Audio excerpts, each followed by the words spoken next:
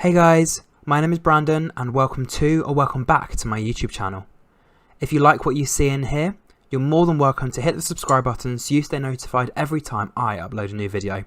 Okay, let's get straight on with today's video. Hey everyone and welcome back to Is That More Brandon. So in today's video I'm going to be doing a review to the 4th episode of the Traitors Series 2. So, at the beginning of the episode, obviously we had just found out from the end of episode 3 that Ross was actually Diane's mum. Ross was actually Diane's son, and we found out that the final vote was either going to get rid of Brian or Ash from the game because they both had 6 votes as of now.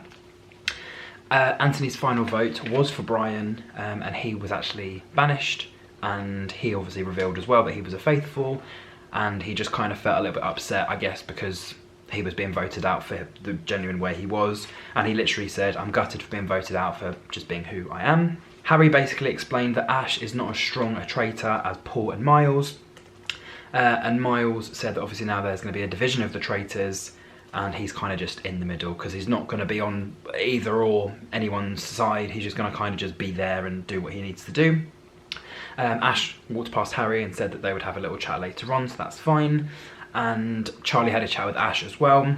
Ash basically just said she just was talking to everyone, and I guess it kind of looks like she's a traitor. She's very overwhelmed, and she actually said to the camera that she's now a little bit scared because she's got faithfuls who kind of don't trust her, and you've also got traitors who are voting against her, so what sort of legs do you have to stand on at that point?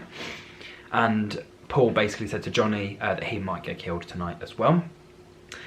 Zach basically explained that they're not going to win if they just keep acting like the way that they are and voting the way that they are. They need to continuously come together as a team and actually vote together. And Diane basically came to the kitchen. I'm not sure who exactly was in the kitchen, but she basically said, "Look, I'm probably going to end up going tonight, so these are the traitors, like, so at least going on in the game you know who to kind of target: Ash, Anthony and Meg." And Ross obviously had a chat with Diane, which was obviously his mum, said, "Ash, yes, I completely agree, but not the other two." And you kind of almost saw Charlie listening into the conversation as well. I don't think she heard. I think she just kind of made a joke of like, "Oh, you two are like whispering or whatever." And yeah, Ross basically just said to Charlie, "Oh, well, no, this Diane just keeps saying that she's going to end up going. Like I said, I just hope he doesn't end up slipping up at one point going, 'Oh, my mum,' as opposed to Diane, so let's just hope he keeps that secret." Ash basically explained that she needed to confront both Paul and Harry because of the situation of the both of them voting for her at the round table, and she said that they need to be a team and they can't just vote for each other. So the traitors, Miles, Paul, Harry, Ash, all went into their little confined space, and she basically just said straight away, "I'm very angry, and you know, at the two of you for voting for me." And she basically asked the both of them why. So Paul said there was 2 reasons he voted for her. Firstly, because bigger personalities continuously keep getting picked off, and obviously she's a lot quieter, so he just thought to get people off of the scent of him, he would choose someone quiet. And one of the first names that was kind of being thrown around was her name. And also people like Brian and Diane were not in that category when it was just the 3 of them left, so he couldn't just switch from her to Brian, because then people would say, "Well, hang on, why are you voting for Brian? Why didn't you just stick with your original vote?" And he also said the second reason was because she just contradicted herself in that round table, kind of saying that she spoke to everyone and then that she hadn't spoken to everyone, but she wanted to speak to everyone, so it's a little bit different. And then Harry basically said that Brian set himself up a trap. He's genuinely happy that she's still here.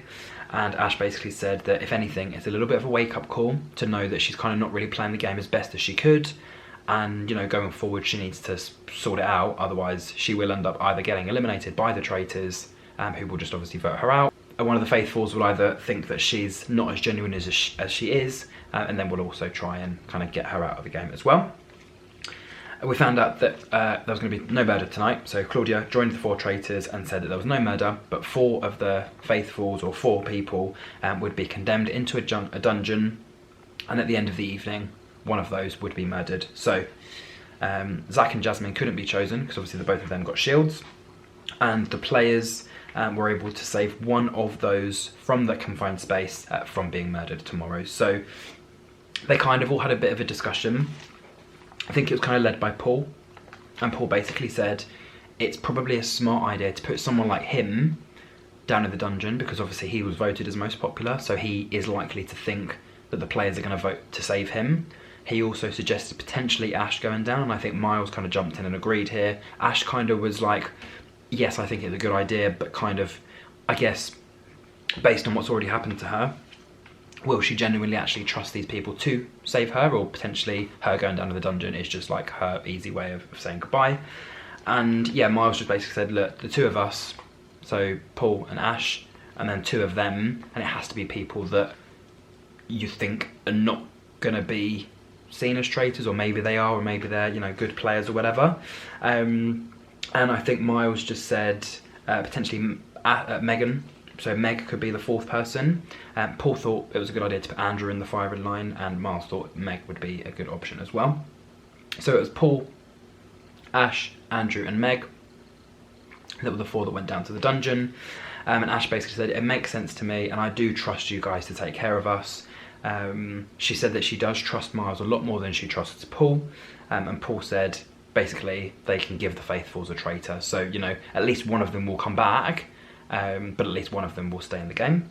Tracy explained that during breakfast, obviously her mind is a bit in overdrive. I don't think at this point the faithfuls knew that there was going to be 4 people confined elsewhere, but she kind of was just thinking that, you know, sometimes the discussions I'm having, I don't know if I'm talking to a traitor or if I'm sitting next to a traitor. And the obviously only 4 people that didn't come back to breakfast were Andrew, Ash, Meg and Paul. That's when Claudia came in, and she basically explained, well, you know, it's probably a bit of a surprise for you to see me in the morning. Just to explain what's happened, those 4, so Andrew, Ash, Meg and Paul, are all actually in confinement for, I believe, the 24 hours. They weren't able to take part in the mission, and the only thing they'd be able to take part in is from the round table part onwards. They weren't able to speak to any of the other players either. And then Claudia said the mission, it's likely you're going to get wet. So that was the clue for the mission. Charlie straight away said that she definitely thinks that one of the 4 of them is a traitor. Tracy said she already had 2 of them on her radar, Ash and someone else. Zach said that Paul is always under the radar because people like him, so potentially that makes him an option of being a traitor, but it's just that he's a little bit too confident. And Jazz was also having a similar conversation with somebody else, saying that Paul is always oozing with confidence, and again, that definitely could put him in the front line of setting himself up as not being a traitor. And Molly said that both Ash and Meg have set the boys up, and at least one of them is a traitor, because she doesn't think the girls, well no, she thinks one of the girls is a traitor and that the 2 boys are completely innocent.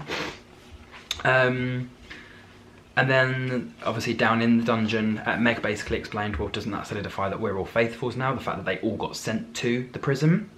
But I guess she's thinking of the game too innocently, because any of the traitors were able to send anyone down there, not just the faithfuls. So, you know, she obviously doesn't realise that the traitors could obviously send traitors down there as well to kind of mix it all up a bit. And Andrew basically said that he thinks he knows who the traitors are, Ash and Meg, or Ash or Meg. And Ash basically kind of went through and said, look, the 3 of us, me, Andrew and Paul, are all quite confident. Meg's obviously quite quiet. Maybe she's the odd one out. Maybe she's the one that's the traitor. It does kind of bring and raise those suspicions.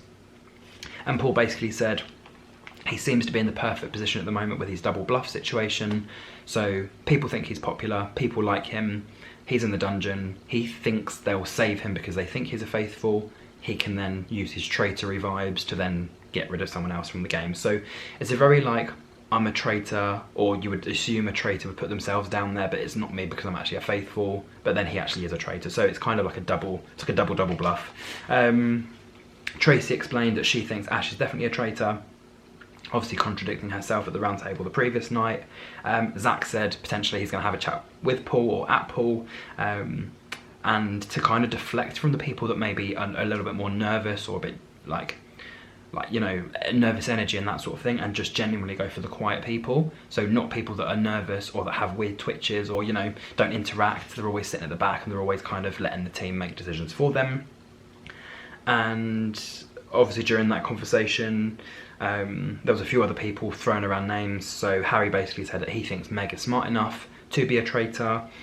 Charlotte was kind of saying, I think it could be Meg, but, you know, I also have to consider the other people that are down there, I definitely don't think it's Paul. And then they're all kind of discussing that Ash is on the radar again. And then obviously Traitors, Harry and Miles basically had a little chat with each other saying, I literally didn't expect that. I wasn't expecting, again, for Ash's name to come up. Ross and Diane had a chat, and Ross basically said to Diane, obviously his mum, she needed to rein a lot of stuff in at the round table. And he basically said to the camera, he's assuming at this point that the both of them are faithfuls and that mum's not going to obviously go against him. And he kind of said that Johnny sits back at the round table, so again, his potential for being a traitor. And he said that he planted a seed about Sonia right at the beginning. He kind of knew that she wasn't a traitor, but he kind of wanted to deflect off of himself, so that's why he suggested her. And now obviously she's gone from the game. And then Diane said, well, you weren't brought up like this to kind of be mischievous and whatever. So yeah, I think Ross is a lot smarter than he's kind of making out to be. He's kind of just there, he looks quiet, he looks whatever, but I guess he's also kind of working behind the scenes, because I think he knows at least who one of the traitors is, because I think he's kind of, he keeps saying, oh yeah, no, I completely agree with Paul, and Paul this and Paul that. I think he's not stupid. I think he knows Paul potentially could be a traitor. Keep Paul on side, and then Paul will keep you on side, and then when you need to get him out, or if you have the numbers to get him out, then you can vote Paul out and get one step closer. So Ross's plan, that's how I kind of am imagining his mindset. He's not smart, he's not dumb, he's got mum in there, that's a good start. He knows Ash is definitely a traitor. He thinks Paul is a traitor, but he's going to treat Paul as if he's a faithful. Paul will then keep him on side because then he thinks he's a faithful and that he's not going to, you know, backstab him or whatever. And then when Ross needs to, he will get rid of Paul, basically. So yeah, that's kind of how I think that was going.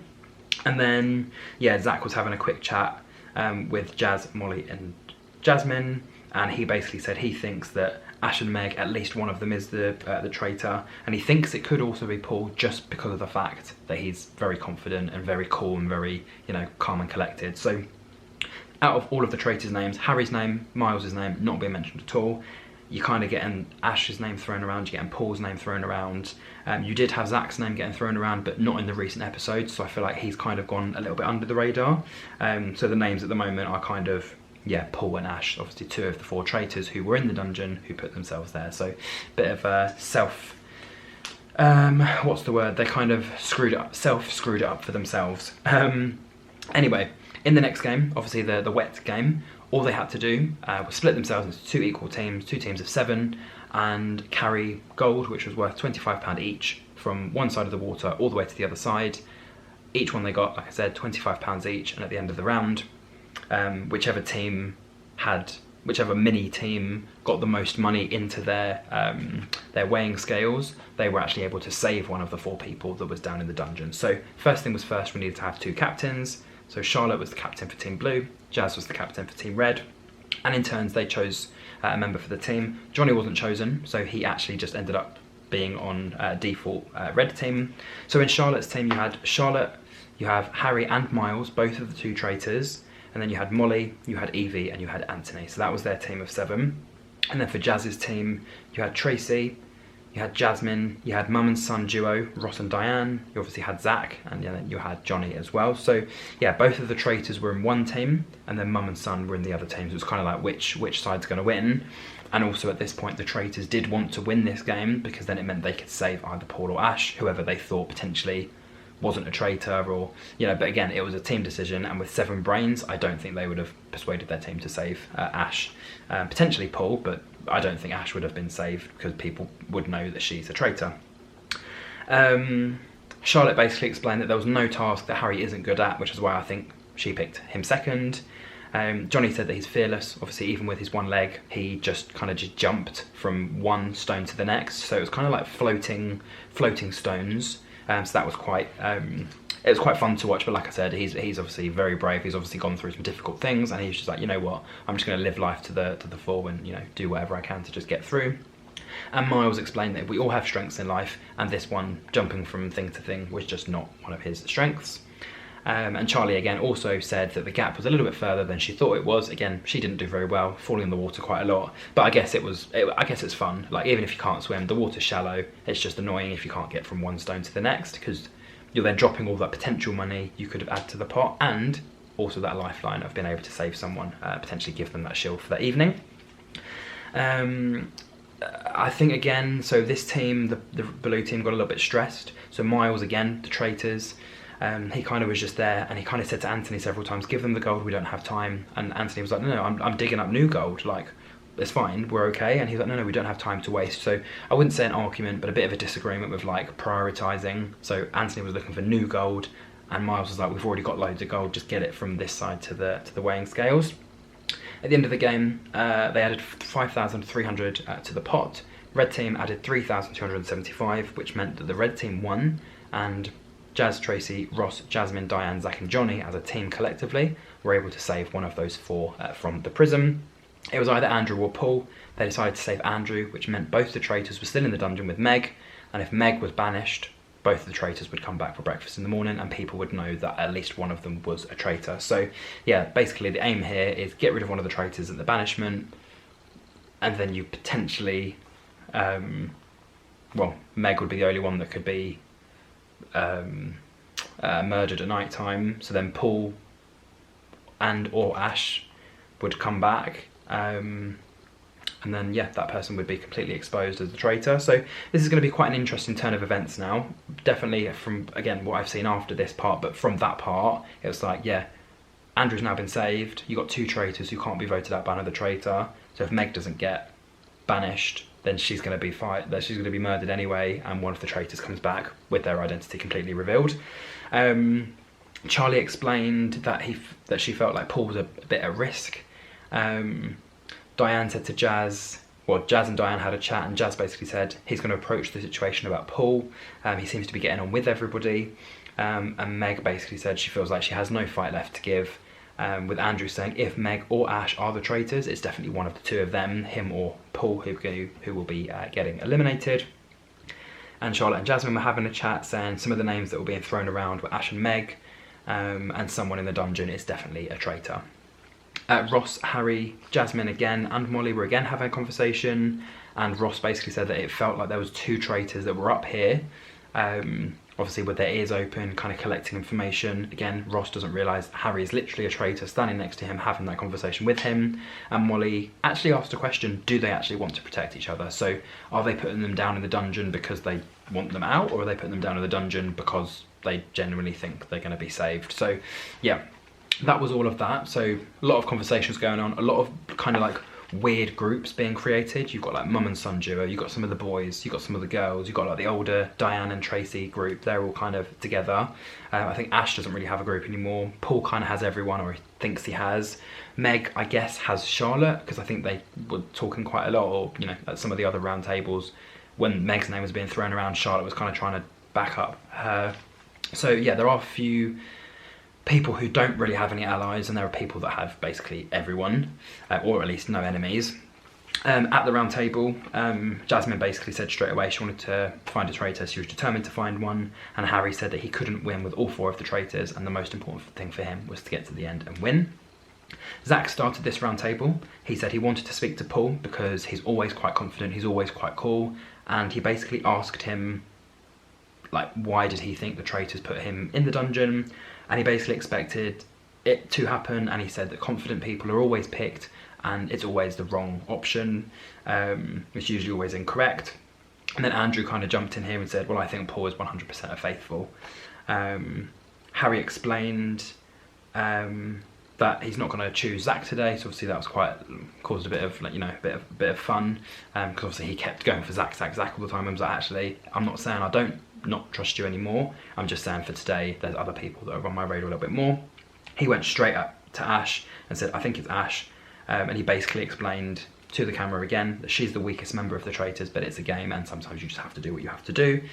Ash basically said she was trying to just understand, she basically was trying to understand what happened in terms of the situation with the traitors, and that after last night she thought the boys had her back, and that they were going to actually try and steer the conversation away from her. And Paul then actually added on and said he didn't feel like Ash was being genuine, and she was obviously contradicting herself when she was accused of being potentially a traitor. So again, Harry and Paul using the same tactic as the previous round table, deflecting off themselves and actually going straight for Ash, getting rid of that other traitor who potentially is a weakness to their little allyship. Ash said that, you know, people shouldn't be looking at people like her and Paul. it should be the quieter ones who are targeted. And Jasmine said that she definitely thought a traitor put themselves in the dungeon, but thought it potentially could be Megan, because obviously she looked a bit worried. Paul, Ash and Andrew kind of just looked, I guess, angry or disappointed or whatever, but Meg kind of looked worried. And then Andrew was asked, well, Miles basically asked Andrew why he voted for whoever he voted for the other night, and he basically said that he thinks Ash is 99% a traitor because she hasn't actually spoken up at all.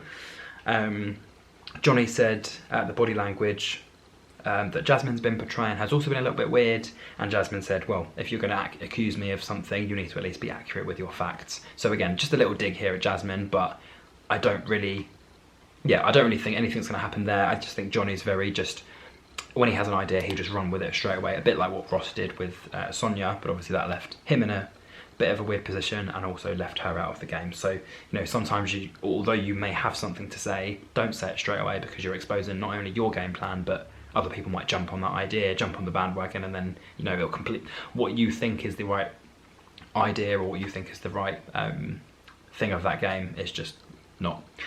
And then, yeah, Jazz basically was like, okay, well, everyone's a little bit curious and worried around the round table, but Paul seems to not have a worried look on his face, so he just seems a little bit too cool, calm and collected, and he just said he has a bit of a gut feeling that Paul potentially could be a traitor. I think Paul replied and just said, well, this is just the way that I am, I've always been like this, I've always been cool, calm and collected, and, you know, he's trying to just look out for traitor-like things that are going on. And then Zach jumped in and said, well, what sort of things are traitor-like? And he basically said things like people being quiet, people sitting in the background, you know, people not talking up, and people just looking a bit suspicious. And Ash then again jumped in and said, well, actually, for an example of someone that's being quiet, Evie, haven't literally heard you before. The first time I heard you speak was actually last night. And Evie replied straight away by saying, well, actually, Ash, it's because I don't trust you. And if you ask anybody else, I've been talkative, I've been in conversations, I've been in groups, it's just with you that I'm not conversing with. So again, I think Ash kind of dug herself a bit of a hole there, trying to go for someone who she thought was quiet, who genuinely has already started making connections, she's genuinely a faithful. So just don't pick on someone random new, you need to kind of use someone like Paul or someone like Zach who's already been in the firing line, get them out and then get yourself saved. She obviously didn't do that. And Zach basically said, well, actually, I think I should trust Ash because she did back me up, and every time I've been kind of in trouble, she has backed me. And Charlotte said, well, actually, Zach, that's not really a reason to trust her. You can't just trust her because she saved you. You have to go for who you think is a traitor. She might save you, but then she'll take you out in, you know, 4 episodes down the line. So you have to have a proper reason to want to save someone. And Paul basically explained, I've made up my mind, let's just put it that way. And right at the end of the episode, obviously we found out who voted for who. So in the end, Meg had 1 vote, Paul had 1 vote, Jasmine had 1 vote, Evie obviously had that vote from Ash. Ash had 14 votes, so 14 of the 18 or 19 votes were for her. She was obviously banished, and obviously she was a traitor, but she hasn't revealed it to the group at the moment. So at the end of episode 4, she was standing on the podium and she said, I am, and we haven't actually heard her say it to the team yet. So they don't actually know she's a traitor. Well, I know they do now, but the episode that I've watched, it kind of just left on a cliffhanger of, I am. So now it's just interesting to see who's going to be the first to react. How are the traitors going to react to it? Harry, Miles and Paul. Are they going to feel a little bit more secure that there's just 3 of them left, the 3 guys who can try and, you know, power through to the end? I think Miles is a little bit separate. I think Paul and Harry are kind of like this at the moment. Miles is just kind of there doing his own thing. So potentially they might try and take him out. He might try and take them out. You've also got Paul's name being spun around. Miles, Harry, neither of them kind of in the radar at all. But then you've also got random people like Zach. You've got Meg. You know, you had Diane a few times. Johnny, Ross, they have a bit of a weird thing against each other. So don't know what's going to happen. But yeah, like I said, we've already lost 4 people from the game, I believe. No, that was it so far. Yeah. So we lost 3 so far. So Aubrey was murdered. Sonia at the table. Kyra was murdered. And then actually, yeah, we just lost Ash, obviously. So yeah, there's 18 people left. She's just about to reveal that she is the first traitor that they finally got rid of from the game. But there are 18 players left, 3 traitors, 15 faithfuls. So let's see who will be going next. But yeah, if you did enjoy my review, don't forget to like, comment, share and subscribe. And until my next review, thank you for watching and goodbye.